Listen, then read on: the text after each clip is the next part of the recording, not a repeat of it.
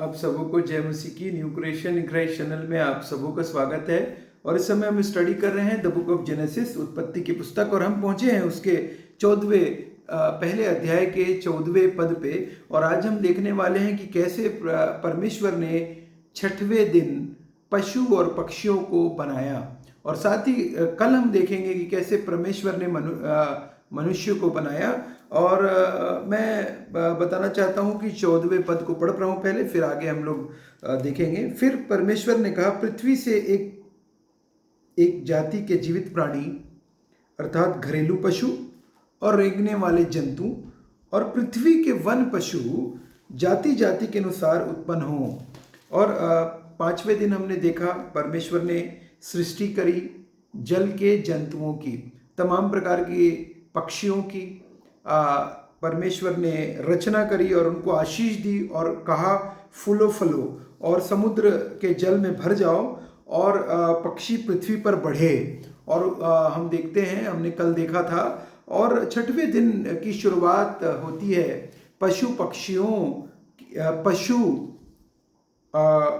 One पशुओं wild animals के उत्पत्ति से। और परमेश्वर ने वाइल्ड एनिमल्स को बनाया, एक एक जाति के जीवित प्राणी को। आप सोच के देखिए, जब आप डिस्कवरी चैनल देखते हैं और उसमें जब डिस्कवरी चैनल एनिमल प्लेनेट, तो कैसे उसमें तरह तरह के जानवर अफ्रीका के जंगलों में आपको दिखाए जाते हैं। तरह तरह के जानवर जो आप देखते हैं वाइल्ड एनिमल्स, और आप देखते हैं उनको अद्भुत अद्भुत कलर में परमेश्वर ने रचा है। और साथ ही आप देखते हैं उनकी अलग अलग क्वालिटीज़ परमेश्वर ने उनको दी है, अलग अलग उनके डिफरेंट स्ट्रेंथ्स हैं, अलग अलग जानवरों के अलग अलग स्ट्रेंथ्स हैं। और आप देखते हैं कि परमेश्वर ने उनको बुद्धिमत्ता भी दी है, उनको परमेश्वर ने बुद्धि भी दिया है कि वो समझ जान सकते हैं। जैसे हाथी है, वो दूर तक पानी मॉइस्चर को फील कर सकता है और पानी जहाँ पे है वहाँ पे जा सकता है काफ़ी दूर दूर तक। साथ ही सुनने की शक्ति बहुत तेज होती है जानवरों की, बहुत तेज। देखने की शक्ति भी उनकी रात के अंधेरे में जो आप और मैं नहीं देख सकते, उनकी बहुत तेज होती है। साथ ही वो बहुत सारी ऐसी चीज़ें हैं जो अभी भी मानव समझ नहीं पाया है वन पशुओं के, वाइल्ड एनिमल्स के विषय में। और जाति जाति के अनुसार परमेश्वर ने उत्पन्न किया उनको। और ये 6वें दिन हुआ। और याद रखिएगा, मनुष्यों से जस्ट पहले उसी दिन मनुष्यों को भी परमेश्वर ने रचा।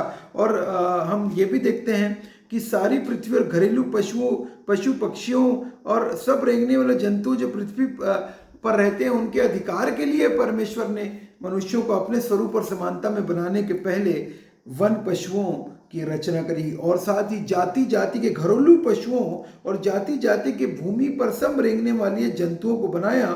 और परमेश्वर ने देखा कि अच्छा है।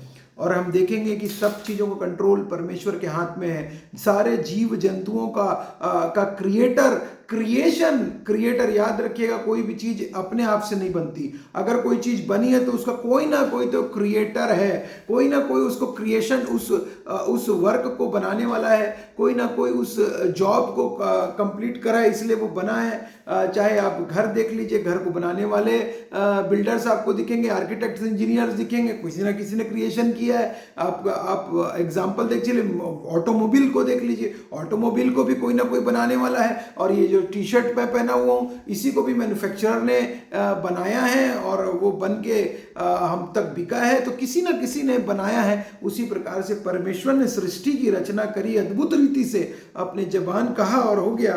परमेश्वर ने यहाँ वन पशुओं को। और आइए मैं देखूंगा कुछ जल्दी जल्दी इन बातों को, 5 बातों के विषय में हम देखेंगे, 5 लोगों के विषय में, बिब्लिकल कैरेक्टर जिन्हों को जो कंट्रोल परमेश्वर ने उन वाइल्ड एनिमल्स के द्वारा और बर्ड्स के द्वारा परमेश्वर ने उनको कैसे कंट्रोल करते हैं, ये हम छोटा सा एग्जाम्पल देखेंगे।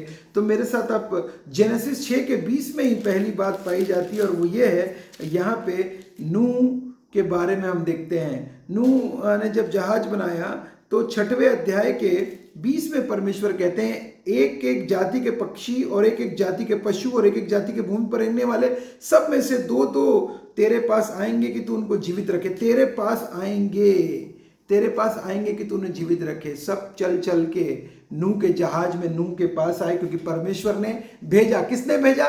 परमेश्वर ने भेजा। दूसरा, जोना के विषय में हम लोग देखते हैं। जोना के विषय में मेरे साथ आप निकाल लें। जोना कौन था? जोना वही जोना जो परमेश्वर ने जब उसको निनवे भेजा था, वो तरसुस को भाग रहा था। और परमेश्वर ने 2:1-17 पढ़ रहा हूँ, यहोवा ने एक बड़ा सा मच्छ ठहराया था कि योना को निगल ले, और योना उस महामच्छ के पेट में 3 दिन और 3 रात पड़ा रहा।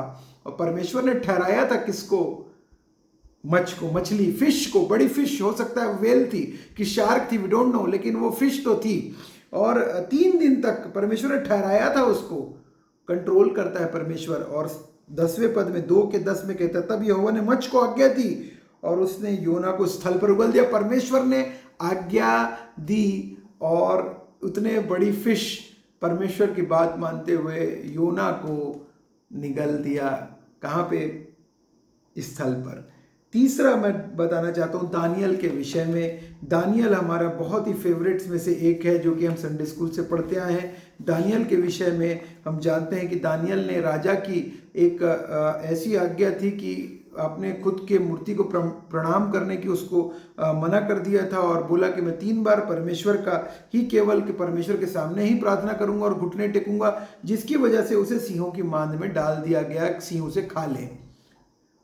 और परमेश्वर ने क्या किया पता है आपको? मैं पढ़ रहा हूँ दानियल 6:22। मेरे परमेश्वर ने अपना दूत भेजकर सिंहों के मुंह को ऐसा बंद रखा कि उसने मेरी कुछ भी हानि नहीं की। इसका कारण यह है कि मैं उसके सामने निर्दोष पाया गया। और ये बात राजा से कहता है, दानियल राजा को कह रहा है। और परमेश्वर ने सिंहों के मांद से सिंहों के मुंह को दूत भेजकर बंद कर दिया। सिंह परमेश्वर की बात को सुनते हैं। परमेश्वर ने अपने दास के लिए भेजा और सिंहों की मांद से, सिंहों के मुंह से और जबड़े से दानियल जो है वो बच गया। और बताना चाहता हूं मैं चौथा कैरेक्टर के विषय में, जो कि है एलिया के विषय में। और एलिया के बारे में हम लोग को बहुत अच्छे से पता है कि जब एलिया किस प्रकार से नाले में था, एलिया को किसने खिलाया था? एलिया को उसी नाले में का पानी पिया कर, और मैंने कौवों को आज्ञा दी है कि वे तुझको खिलाएं। कौवों को परमेश्वर ने आज्ञा दी थी कि वो एलिया को खिलाएं। और सवेरे और सांझ कौवे उसके पास रोटी और मांस लाया करते थे और वह नाले का पानी पिया करता था।